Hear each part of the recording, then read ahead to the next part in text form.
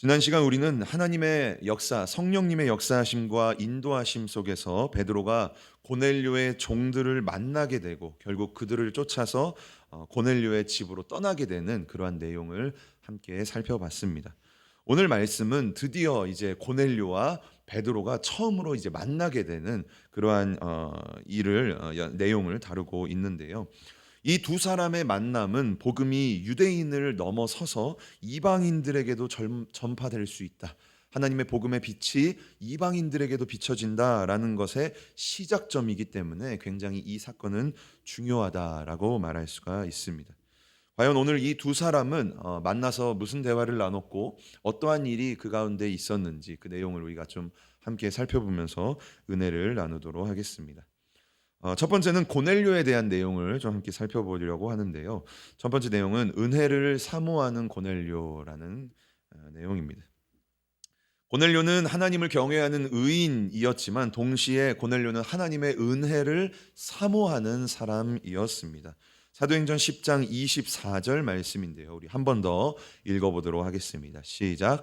이튿날 가이사랴에 들어가니 고넬료가 일가와 가까운 친구들을 모아 기다리더니 아멘. 24절 말씀을 보면 고넬료가 기다리고 있었다라고 이야기를 하고 있습니다. 그런데 여기서 우리가 생각해야 될 것은요. 이 당시에는 우리와 같은 이러한 통신 수단 같은 것이 하나도 없었다라는 것이, 그러니까 베드로가 지금 고넬료의 입장에서는요. 베드로가 언제 올지, 그리고 심지어는 베드로에게 세 명의 종을 보냈는데 베드로가 과연 허락을 했는지 안 했는지도 모르는 거예요. 종을 보냈는데 베드로가 거절했을 수도 있는 일인 것이죠. 그리고 베드로가 지금 어디쯤 오고 있는지, 언제 도착하는지 아무것도 알 수가 없는 상황이었습니다. 그런데 어떻습니까? 이 고넬료의 모습을 보면요. 고넬료가 자기만 기다린 것이 아니라 일가 친척을 다 불러 모으고 그리고 자기와 가까운 친구들을 다 불러 모아서 하나님의 말씀을 함께 듣고자 기다리고 있었다라고 성경이 기록을 하고 있는 것입니다. 우리가 이것을 보면서 무엇을 알 수가 있습니까? 고넬료의 하나님의 은혜를 사모하는 마음, 그리고 그 은혜를 나누고자 하는 그 마음을 우리가 엿볼 수가 있는 부분이다라는 것이에요. 그리고 여기서 이 기다리다라는 원어적인 뜻을 보면요. 어떠한 기대와 희망을 가진 간절한 마음을 가지고 무엇을 향해 나아가다라는 그러한 뜻이 있어요. 그러니까 우리가 기다리다라고 하면 좀 정적인 이렇게 뒤로 물러선 것처럼 느껴지지만 여기서 말하는 기다리다는 것은 굉장히 적극적으로 진취적인 그러한 기다림이다. 그러니까 고넬료가 그러한 마음으로 지금 베드로를 기다렸다. 하나님의 사람을 기다렸다라는 것을 우리가 알 수가 있는 것입니다. 그리고 또한 33절의 내용을 보면요. 고넬료가 베드로에게 하는 말을 통해서 또 알 수가 있는데요. 고넬료가 베드로에게 이렇게 말합니다. 내가 곧 당신에게 사람을 보내었더니 오셨으니 잘하였나이다 라고 고넬료가 베드로에게 말하고 있습니다. 이 잘하였나이다라는 것을 공동 번역으로 보면 참 잘 와주셨습니다라는 그러한 의미가 있고, 새 번역으로 보면 와주시니 정말 감사합니다 그러한 의미가 담겨져 있는 거예요. 이 말과 어투를 보면 무엇을 알 수가 있습니까? 고넬료가 베드로를 굉장히 반기고 베드로에게 감사한 마음이 있다라는 것을 우리가 볼 수가 있는 것이죠. 이처럼 고넬료는 베드로를 굉장히 기다렸고 사모했고, 그리고 하나님이 보내주신 사람이 자신들에게 전해줄 그 말씀을 고대했다라는 것을 우리가 알 수가 있는 것이죠. 이처럼 고넬료는요, 하나님의 은혜를 사모하는 사람이었다. 하나님의 은혜를 기다리는 사람이었다라는 것을 우리가 알 수가 있습니다. 오늘 우리는요, 이 고넬료의 모습을 보면서 우리도 이러한 모습을 본받아야 한다라는 것이죠. 하나님의 은혜를 사모하고 하나님의 은혜를 기다리는, 하나님의 은혜를 간구하는 그러한 모습이 우리에게도 있어야 된다라는 것입니다. 성경은 우리가 하나님을 바라고 하나님을 기다릴 때에 하나님께서 우리에게 은혜를 주신다라고 성경은 우리에게 이야기를 하고 있는데요. 이사야 40장 31절 말씀을 우리 함께 읽어보겠습니다. 시작. 오직 여호와를 앙망하는 자는 새 힘을 얻으리니 독수리의 날개치며 올라감 같을 것이요 다른 박질하여도 곤비치 아니하겠고 걸어가도 피곤치 아니하리로다. 아멘. 여기서 말하는 앙망하다라는 히브리어 카바는요, 기다리다, 기대하다, 바라보다라는 그러한 의미가 있어요. 그러니까 하나님을 기대하고 하나님의 은혜를 사모하고 하나님을 바라보는 사람에게는 하나님이 무엇을 준다라고 말합니까? 새 힘을 준다. 이 힘에는요, 생기라는 뜻도 있습니다. 하나님이, 우리가 하나님의 은혜를 사모하며 나아갈 때에 하나님이 우리에게 생기와 같은 그러한 능력을 주신다라고 말하고 있어요. 그래서 우리가 이 삶 가운데, 사역 가운데 뛰어가도 피곤치 않고 걸어가도 지치지 않는 그러한 은혜를 우리에게 허락하신다라고 말하고 있는 것이죠. 혹시나 지치신 분이 있습니까? 혹시나 요즘에 삶이 너무 힘들다라고 말하시는 분이 있습니까? 뭘 하면 될까요? 하나님의 은혜를 사모하면 된다라는 것을 성경이 우리에게 말하고 있습니다. 또한 이사야 49장 23절도 하반절 말씀인데요. 우리 함께 읽어보겠습니다. 시작. 내가 나를 여호와인 줄 알리라. 나를 바라는 자는 수치를 당하지 아니하리라. 아멘. 여기서도 바란다라는 히브리어가 카바라고 쓰였는데요. 여기서는 뭐라고 말하고 있습니까? 하나님을 바라보는 자, 하나님을 기대하고 하나님의 은혜를 사모하는 사람은 무엇을 당하지 않는다라고 말합니까? 수치를 당하지 않는다. 부끄러운 일을 당하지 않는다. 사람들 앞에서 욕을 당하지 않는다라고 성경이 말하고 있는 거예요. 이처럼 하나님을 바라보고 하나님을 사모하는 사람은 하나님이 우리를 지켜주시고 하나님이 우리를 붙들어 주시고 하나님이 우리의 삶 가운데 개입해 주신다. 그래서 수치를 당하지 않고 부끄러움을 당하지 않는다라고 성경이 말하고 있는 것입니다. 마지막으로는 시편 107편 9절 말씀인데요. 또한 우리 함께 읽어보겠습니다. 시작. 저가 사모하는 영혼을 만족해 하시며 줄인 영혼에게 좋은 것으로 채워 주심이로다. 아멘. 우리가 하나님의 은혜를 사모하고 하나님을 바라보고 하나님의 은혜에 굶주린 모습으로 하나님께 나아가면요, 하나님이 우리를 어떻게 하십니까? 우리를 만족하게 해주신다. 그리고 우리에게 좋은 것으로 채워주신다라고 성경이 말하고 있는 것이, 무엇을 할 때요? 하나님의 은혜를 사모하며 나아갈 때, 하나님의 은혜를 기다리는 자에게 만족하게 하시고 좋은 것으로 채워주신다라고 말하고 있는 것이죠. 오늘 고넬료는요, 하나님의 은혜를 사모하는 사람이었어요. 하나님의 그 말씀을 기다리는 사람이었어요. 그래서 이 하나님의 사람이 언제 나오나, 언제 올지도 모르는데 다 불러 모아서 지금 언제 오나 기다리고 있다라는 것이, 우리에게도요 그러한 모습이 필요하다. 그러한 고넬료와 같은 하나님의 은혜에 갈급한 마음, 하나님의 은혜를 기다리는 모습이 우리에게도 필요하다라고 이야기를 하고 있는 것입니다. 저는요, 저와 우리 모든 성도님들에게 이러한 고넬료와 같은 사모함이 회복되기를 축복합니다. 하나님의 은혜를 사모하고 하나님의 은혜에 갈급한 그러한 것들이 우리의 마음과 심령 가운데 회복되는 우리 모두가 될 수 있기를 주님의 이름으로 간절히 축복합니다. 자, 첫 번째는 고넬료의 모습이었고요. 두 번째는 베드로의 모습도 한번 좀 살펴보려고 하는데요. 두 번째는 자신을 아는 베드로다라고 제목을 붙여봤습니다. 자, 드디어 베드로가 이제 고넬료의 집에 도착을 하게 됩니다. 그 종들과 함께 도착을 해요. 그리고 이제 그 집에 여기가 고넬료의 집입니다라고 해서 고넬료의 집에 딱 들어가니까 고넬료가 베드로에게 이렇게 행동을 합니다. 우리 함께 사도행전 10장 25절과 26절 말씀 함께 읽어보겠습니다. 시작.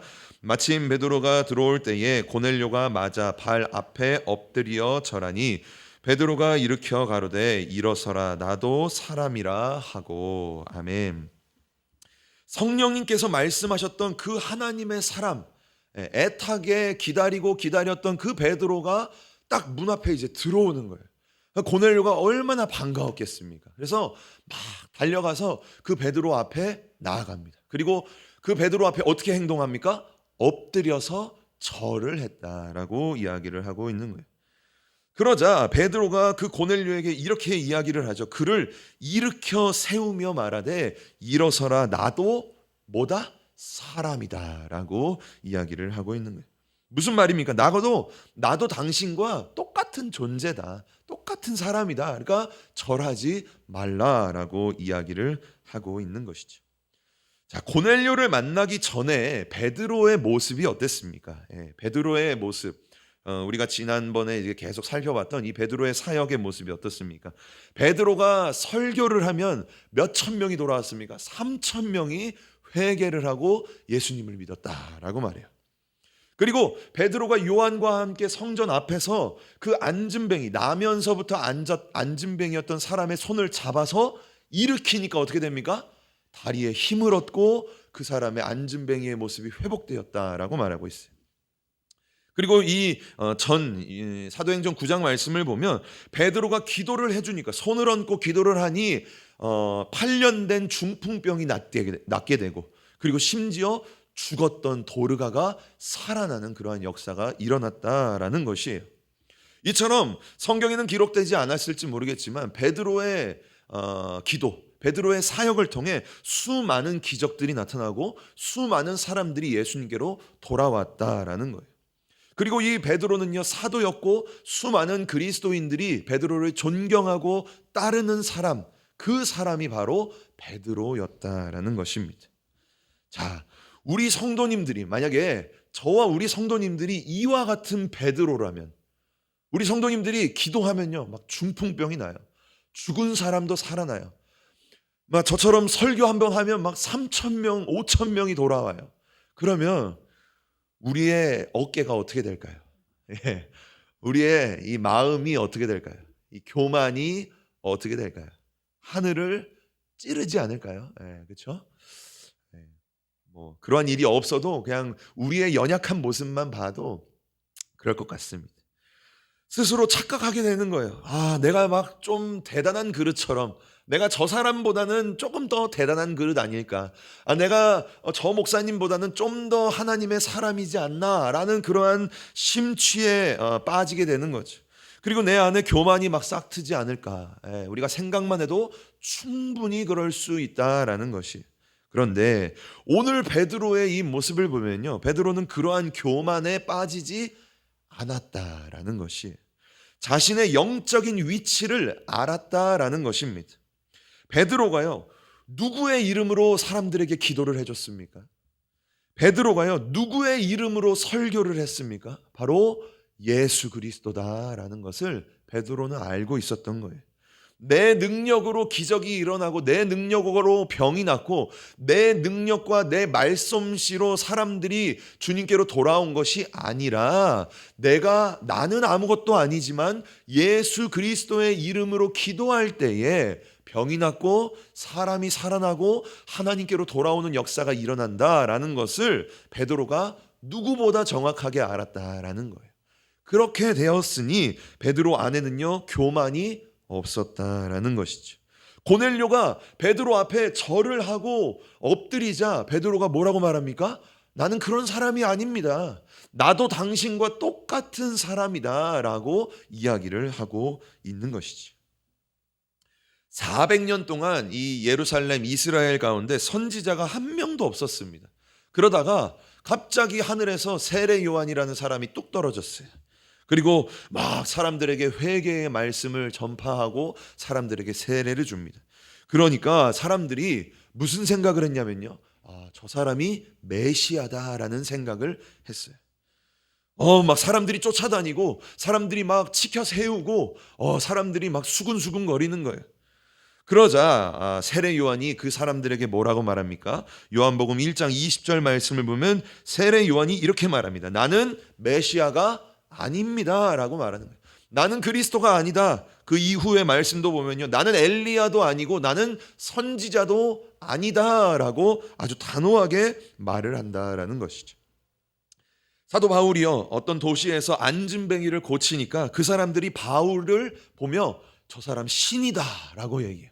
그럼 막 바울에게 막 제사를 드리려고 막 북적북적합니다. 그러자 사도 바울이 그 사람들에게 뭐라고 말합니까? 옷을 찢으면서 그 사람들, 막 제사를 드리려는 그 사람들을 막 말리면서 나도 당신들과 똑같은 사람이다라고 이야기를 하고 있는 것이지. 우리는요, 항상 우리의 위치를 기억해야 된다라는 것이에요. 내가 뭐 조금 남들보다 내가 조금 더 기도 많이 한다고, 남들보다 내가 말씀을 좀 더 많이 안다고, 나에게 좀 직분이 있고 내가 신앙의 연륜이 좀 길다라고 해서 우리가 착각해서는 안 된다라는 거예요. 우리가 교만해서는 안 된다라는 거예요. 사탄은 그러한 모습들을 통해 우리의 마음과 심령 가운데 그러한 교만을 심어준다라는 거예요. 좀 더 기도 많이 하는구나. 내가 다른 사람보다 말씀을 좀 더 많이 아는구나. 교만한 마음을 우리에게 주는 거죠. 그런데 우리는 그러한 잘난 존재가 아니다라는 거예요.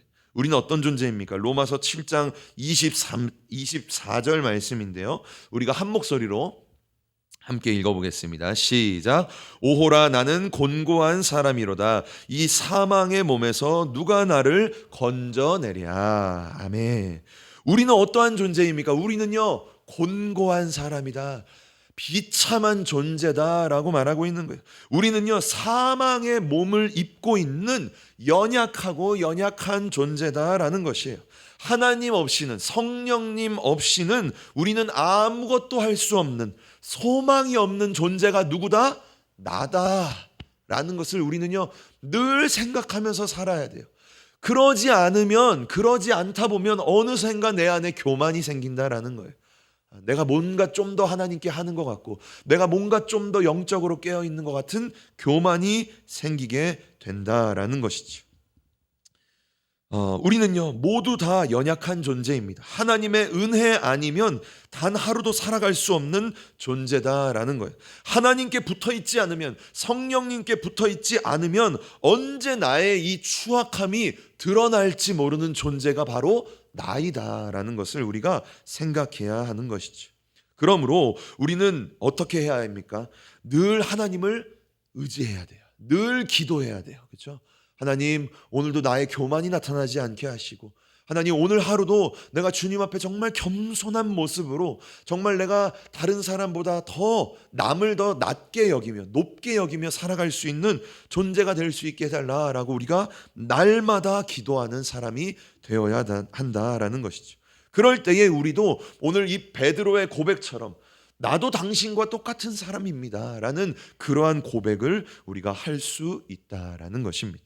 저와 우리 성도님들이 이러한 교만에 빠지지 않고 베드로의 이 겸손함, 베드로의 이 영적인 위치를 아는, 하나님의 은혜 아니면 나는 살 수 없습니다라는 그러한 중심이 저와 우리 성도님들에게도 있을 수 있기를 주님의 이름으로 간절히 축복합니다. 마지막 세 번째는요, 오늘 설교의 제목이었던 다 하나님 앞에 있나이다 라는 내용으로 함께 말씀을 나누고 정리를 하고자 합니다. 자, 아까 고넬료가 베드로를 처음으로 딱 만났을 때 고넬료가 베드로 앞에 엎드려 절을 했다라고 말씀을 드렸습니다. 그런데 여기서 성경의 원어적인 뜻의 절하다라는 그러한 뜻을 보면요, 경배하다, 예배하다라는 그러한 의미가 있어요. 그러니까 고넬료가 베드로 앞에 어떠한 마음과 어떠한 중심에서 엎드렸냐면 베드로를 경배하고 베드로를 예배하는 그러한 마음으로 엎드렸다라는 것을 우리가 알 수가 있는 것이죠. 이러한 예배하다라는 의미로 보면요, 어쩌면 이 고넬료는요 베드로라는 사람 앞에 절을 했다라기보다는 이 베드로를 보내신 하나님, 그리고 베드로가 가지고 온 하나님의 이 말씀에 경외하는 마음으로 절을 했다라고도 우리가 생각해 볼 수도 있는 것입니다. 그러한 모습은 또 33절 말씀을 통해 또 생각해 볼 수가 있는데, 그러니까 고넬료가 베드로에게 절했다기보다는 하나님에게 절을 했다, 하나님을 예배했다라는 것을 볼 수가 있는 것이죠. 33절 말씀을 보면 또 그러한 모습을 볼 수가 있는데요, 이 33절 말씀을 보면 베드로에게 고넬료가 이렇게 말을 합니다. 이제 우리는 주께서 당신에게 명하신 모든 것을 듣고자 하여 누구 앞에 있나이다 라고 말합니까? 다 하나님 앞에 있나이다 라고 말하고 있는 거예요. 자, 한번 생각해 보시기 바랍니다. 지금 이 말을 고넬료가 누구한테 말하고 있습니까? 베드로에게 말하고 있는 거예요. 그래서 이제 우리는 주께서 당신에게 명하신 모든 것을 듣고자 하여 우리가 당신 앞에 있습니다 라고 말하면 이제 정확한데, 그렇게 말하지 않고 있고 우리가 하나님 앞에 있다라고 지금 이야기를 하고 있는 것이죠. 그러면 고넬료가 보기에 이 베드로는 어떠한 존재입니까? 하나님과 같은 존재다라는 거예요. 하나님의 사자, 하나님의 말씀을 대언하는 존재이기 때문에 이 베드로는 하나님과 같은 존재. 이 베드로가 증거하는 말, 이 베드로가 말하는 설교는 누구의 말입니까? 하나님의 말이다라고 이제 고넬료가 고백을 하고 있는 것이지. 고넬료는 베드로가 전하는 설교와 말씀을 곧 하나님의 말씀으로 받았다. 그러한 마음과 태도를 가지고 있었다라는 것을 우리가 알 수가 있습니다. 데살로니가전서 이러한 태도, 이러한 동일한 태도를 다른 성경에서도 기록을 하고 있는데요. 데살로니가전서 2장 13절 말씀인데 상반절 우리 함께 읽어보겠습니다. 시작. 이러므로 우리가 하나님께 쉬지 않고 감사함은 너희가 우리에게 들은 바 하나님의 말씀을 받을 때에 사람의 말로 아니하고 하나님의 말씀으로 받음이니. 아멘. 갈라디아서 4장 14절 말씀도 있는데요. 우리 함께 읽어보겠습니다. 시작. 너희를 시험하는 것이 내 육체에 있으되 이것을 너희가 업심여기지도 아니하며 버리지도 아니하고 오직 나를 하나님의 천사와 같이 또는 그리스도 예수와 같이 영접하였도다. 아멘. 이 두 가지의 말씀은 데살로니가 교회와 갈라디아 교회를 향한 이 사도 바울의 편지의 내용입니다.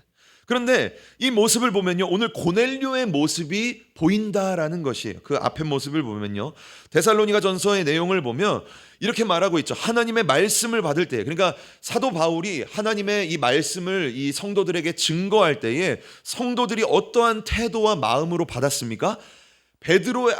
이 바울의 말을 사람의 말이 아니라 누구의 말로요?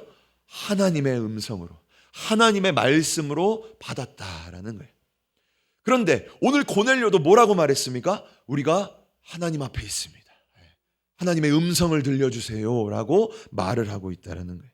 갈라디아서도 볼까요? 갈라디아서도 보면 이 갈라디아 성도들이 사도 바울을 어떻게 말했습니까? 뒷부분을 보면 오직 나를, 그러니까 바울을요, 어떠한 모습으로 영접했습니까? 마치 하나님의 천사같이, 마치 예수님을 영접하는 것처럼 영접했다라고 이야기를 하고 있는 거예요. 고넬료도 이렇게 영접을 했죠. 어떻게 했습니까? 베드로에게 절을 했어요.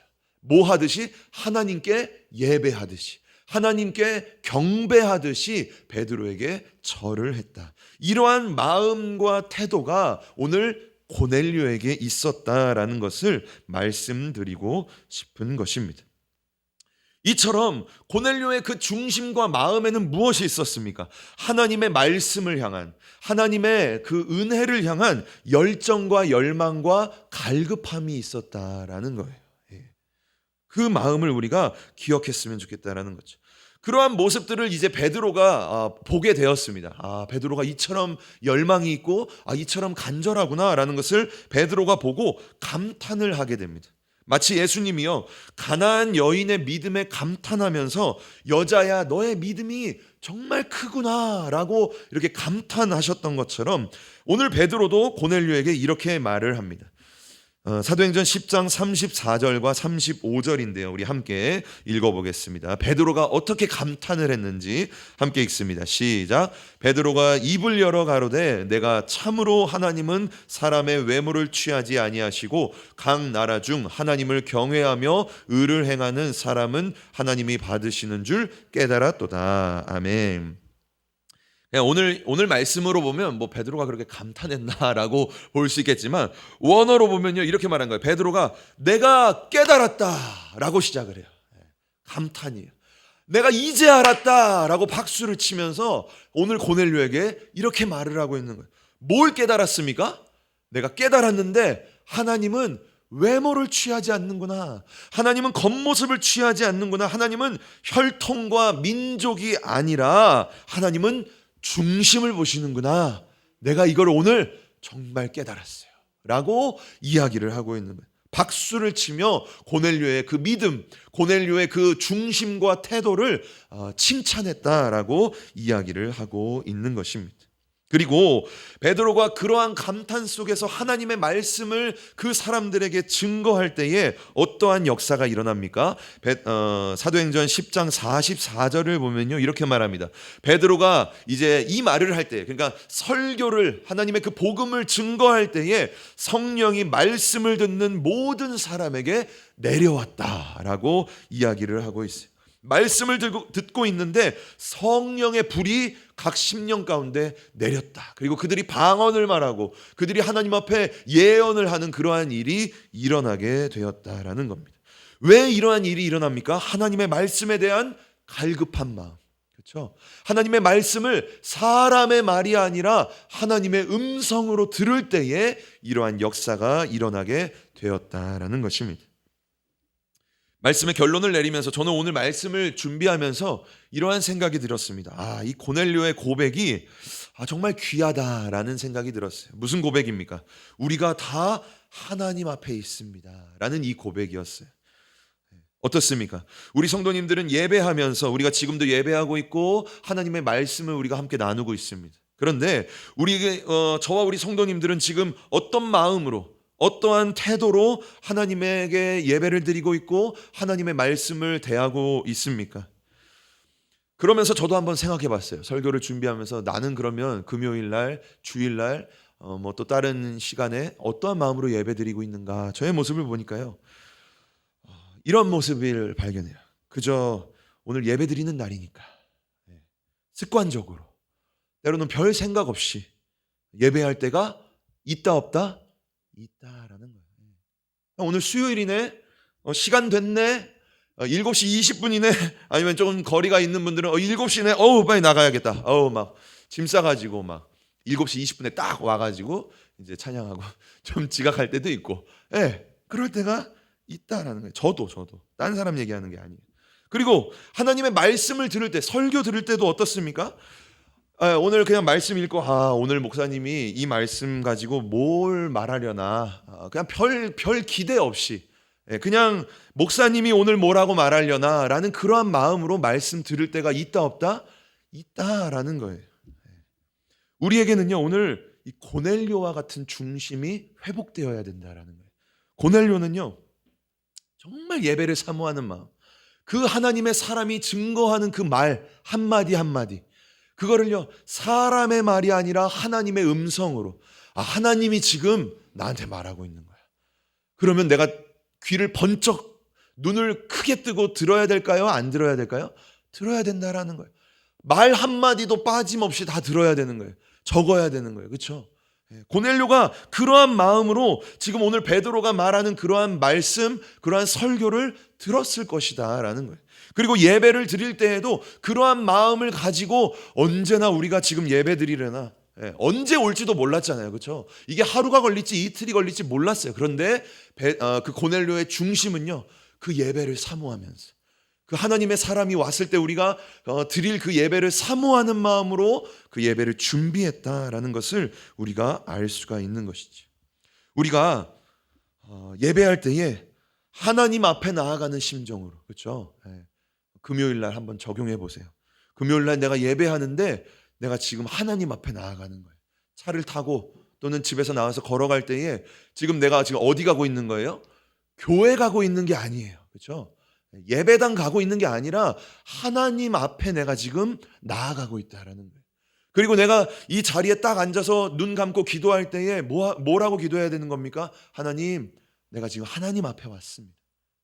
하나님, 내가 지금 목사님의 말이 아니라 하나님의 음성 들으려 왔습니다. 주님, 오늘도 나에게 말씀해 주세요. 오늘도 나의 삶 가운데, 나의 영혼 가운데 주님의 음성 들려주세요 라는 그러한 마음으로 우리가 예배해야 된다라는 것입니다. 그러면 그러한 마음과 준비가 있는 사람은 예배를 잘 준비하겠죠. 그렇죠? 그러한 마음이 있는 사람은요, 예배에 어떠한 태도와 어떠한 마음으로 예배를 드릴까요? 아마 그 중심이 있는 사람과 그 중심이 없는 사람은요, 전혀 다른 예배를 드리게 될 것이다 라는 것입니다. 우리는요, 예배에 대한 우리의 마음, 우리의 태도를요, 회복해야 됩니다. 예배를 준비하며 기도할 때에 하나님, 오늘도 주님 앞에 왔습니다. 그렇죠? 우리가 다 하나님 앞에 있습니다. 내가 지금 하나님 앞에 나왔습니다. 그러한 마음으로 예배를 드려야 된다라는 것입니다. 그러한 태도와 중심이 우리의 안에 회복이 될 때요, 우리의 예배는 살아나게 될 거예요. 우리 성도님들의 예배는 살아나게 될 것입니다. 우리의 예배는 더 뜨거워지게 될 것입니다. 우리의 예배 가운데, 말씀 가운데 오늘 이 말씀처럼 성령의 역사가 일어나게 될 것이다 라는 거예요. 그리고 우리의 예배는 새로워질 것이다 라는 것입니다. 이 모든 것들이 무엇으로 가능하게 됩니까? 예배를 드리는 우리의 중심, 나의 태도, 이것이 바뀌면 우리의 예배가 바뀌게 된다라는 것입니다. 오늘 고넬료는요, 그러한 중심이 있는 사람이었어요. 그리고 하나님은 고넬료의 그 중심을 보셨다라는 것입니다. 우리가 오늘 합심하여 기도할 때에 이러한 기도를 했으면 좋겠어요. 하나님, 저의 중심을 회복시켜 주시옵소서. 예배를 향한, 주의 말씀을 향한 나의 마음과 태도를 주님, 이 시간 우리가 기도할 때에 회복시켜 주시옵소서라고 기도했으면 좋겠어요. 그래서 내가 더 간절함으로, 더 갈급한 마음으로 하나님 앞에 서게 하시고 하나님의 음성을 듣게 해달라고 우리가 기도하며 나아갔으면 좋겠습니다. 우리가 그렇게 믿음으로 기도하며 나아갈 때에 하나님은 우리의 식어진 마음을 다시 한번 뜨겁게 만들어 주실 것이고, 우리의 마음 가운데 이 고넬료와 같은 갈급함을 우리에게도 허락해 주실 것입니다. 저와 우리 성도님들이 오늘 이러한 고넬료와 같은 예배를 사모하는 마음, 아버지의 말씀을 사모하는 그러한 마음이 불일듯 회복될 수 있기를 주님의 이름으로 간절히 축복합니다.